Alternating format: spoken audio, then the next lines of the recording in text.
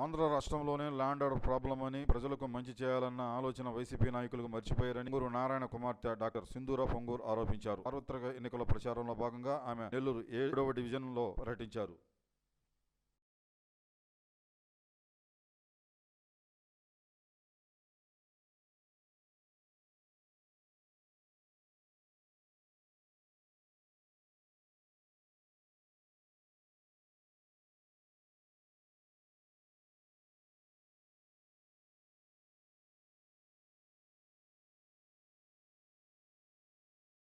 అండి, నా పేరు డాక్టర్ సింధూర. నేను మాజీ మంత్రివర్యులు నారాయణ గారి పెద్ద కుమార్తెను. ఈరోజు నెల్లూరు నగరంలోని 7వ డివిజన్లో ఇక్కడున్న టీడీపీ కార్యకర్తలు మారయాది గారు అలాగే మిగతా టీడీపీ కార్యకర్తలందరితోనూ కలిసి కొన్ని ఇల్లులు తిరగడం అన్నది జరుగుతోంది. ఇంటింటికి వెళ్ళి వారి యొక్క సమస్యలు అలాగే వాటికి పరిష్కారాలు కూడా డిస్కషన్ అన్నది చేస్తున్నాము. మీ అందరికీ తెలుసు, గత 3 నెలలుగా నేను నెల్లూరులో డిఫరెంట్ వార్డ్స్లో తిరుగుతున్నాను. ఇంటింటికి వెళ్ళి నాన్నగారి కోసం ప్రచారం చేయడం అనేది కంటిన్యూ చేస్తున్నాను. అయితే మీరు ఎక్కడ చూసినా లా అండ్ ఆర్డర్ సమస్యలు ప్రతి చోట వినిపిస్తున్నాయి. మనకు తెలుసు, ఇండియా అన్నది వరల్డ్లోనే లార్జెస్ట్ డెమోక్రసీ అంటే ప్రజల చేత ప్రజల కోసమై ఎన్నుకోబడతారు నాయకులు. సో ప్రజల కోసం మనం పనిచేయాలి. అటువంటిది వైఎస్ఆర్సీపీ ప్రభుత్వం అసలు వాళ్ళు ఎన్నుకోబడిందే ప్రజల కోసం అన్న విషయం మర్చిపోయి చాలా ఘోరంగా బిహేవ్ చేస్తున్నారు. లా అండ్ ఆర్డర్ ఎక్కడా కరెక్ట్గా లేదు. అసలు మీరు పెద్ద ప్రాజెక్ట్స్, అది అమరావతి అవ్వచ్చు, పోలవరం ప్రాజెక్ట్ అవ్వచ్చు, లేకపోతే పెద్ద ఇండస్ట్రీస్, అది రిలయన్స్ అవ్వచ్చు, అమర్ రాజా గ్రూప్స్ కావచ్చు, ఇలాంటి పెద్ద ప్రాజెక్ట్స్ని ఆపివేసి ఇన్ఫ్యాక్ట్ అక్కడ చేసిన శ్రమంతా 2014 నుంచి 2019 వరకు టీడీపీ ప్రభుత్వం చేసిన శ్రమంతా వృధా చేశారు.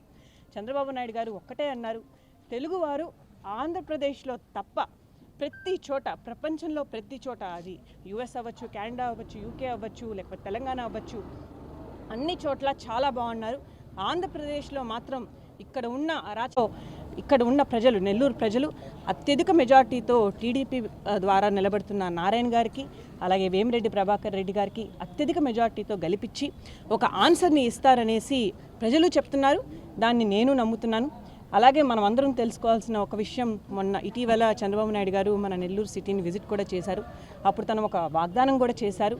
నెల్లూరు సిటీని, శ్రీ సిటీని అలాగే తిరుపతిని ఒక ఇండస్ట్రియల్ కారిడార్ డెవలప్ చేసి ఇక్కడ ఉన్న వారికి ఇక్కడే అద్భుతమైన జాబ్స్ వచ్చేటట్టు చేస్తాను అని ప్రామిస్ చేశారు. నెల్లూరుని ఒక హార్డ్వేర్ హబ్ లాగా కూడా చేస్తాము, మంచి మ్యానుఫ్యాక్చరింగ్ ఇండస్ట్రీస్ని ఇక్కడ తీసుకొచ్చి ఇక్కడే చదువుకున్న పిల్లలు ఎంతో అద్భుతంగా, ఎంతో తెలివితేటలతో ఇంజనీరింగ్, మెడిసిన్, సిఏ, లాయర్లు, ఇలా ఎంతో బాగా చదువుకున్న పిల్లలు ఉన్నారు. వాళ్ళకి మంచి జాబ్స్ ఇప్పించడం అన్నది చేస్తాము. స్కిల్ డెవలప్మెంట్ సెంటర్ కూడా మళ్ళీ రీస్టార్ట్ చేస్తామని తను వాగ్దానం చేశారు. అవన్నీ చేసి 20 lakh జాబ్స్ స్టేట్ వైడ్, అలాగే నెల్లూరుకి ప్రత్యేకంగా హార్డ్వేర్ హబ్గా చేయడానికి వాళ్ళు ప్రయత్నిస్తారు. దాన్ని నారాయణ గారు తూచా తప్పకుండా పాటించి ఆ నిధుల్ని, దానికి కావాల్సిన నిధుల్ని తీసుకొస్తారని కూడా మీ అందరికీ ఇక్కడ ప్రామిస్ చేస్తున్నాను. అలాగే మనమందరం గుర్తుపెట్టుకోవాల్సింది పెన్షన్లు. ఈరోజు స్టేట్ మొత్తం వృద్ధులు, అలాగే హ్యాండిక్యాప్ పీపుల్, అలాగే పాపం వాళ్ళ హస్బెండ్ కానీ ఇంట్లో ఎర్న్ చేసే వాళ్ళని పోగొట్టుకున్న వాళ్ళు ఎంతో సఫర్ అవుతున్నారు. వాళ్ళకి ఇచ్చే పెన్షనే 3,000. ఆ 3,000 కూడా వాళ్ళ కొంటు సాకులు చెప్పి కట్ చేయడము, లేకపోతే అసలుకే ఇవ్వకుండా పోవడము, లేదా ఆ ఇచ్చే అమౌంట్ కూడా వేరే అకౌంట్లో వేసేయడము. పాపం ఎంతోమంది ఈ ఎండలకి ఆఫీసుల చుట్టూ తిరుగుతూ, బ్యాంక్ చుట్టూ తిరుగుతూ చివరికి ఆ డబ్బులు రాక చాలామంది పాపం ఈ మధ్య ప్రాణాలు కూడా పోగొట్టుకున్న పరిస్థితి వచ్చింది. ఈ ప్రాబ్లమ్స్ అన్నీ అరికట్టడానికి అసలు 3,000 కాదు, ఇప్పుడున్న ఇన్ఫ్లేషన్ కానీ మనం చూసినట్టయితే 3,000 సరిపోవు. నేను 4,000 పెన్షన్ అన్నది వృద్ధులకు ఇప్పిస్తానని చంద్రబాబు నాయుడు గారు ప్రామిస్ చేశారు. అదే మేనిఫెస్టోలో కూడా ఇంట్రడ్యూస్ చేస్తున్నారు. ఖచ్చితంగా 4,000 ఇందట మాలయాద్రి గారు చెప్పినట్టు ఏప్రిల్ నుంచే వర్తిస్తుంది. ఏప్రిల్ నుంచే వచ్చేటట్టు చూస్తాము.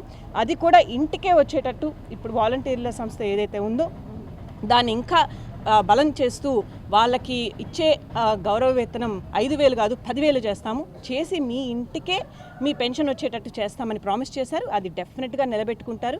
అంతేకాకుండా మీరు ఫిజికలీ హ్యాండిక్యాప్డ్ వాళ్ళని తీసుకుంటే 6,000 పెన్షన్ ఇప్పిస్తాము అనేసి చెప్పున్నాము. వైఎస్ఆర్సీపీ ప్రభుత్వం అలాంటి ఏ స్పెషల్ ప్రొవిజను వాళ్ళ మేనిఫెస్టోలో ఫిజికలీ హ్యాండిక్యాప్డ్ వాళ్ళకి ఇవ్వలేదు.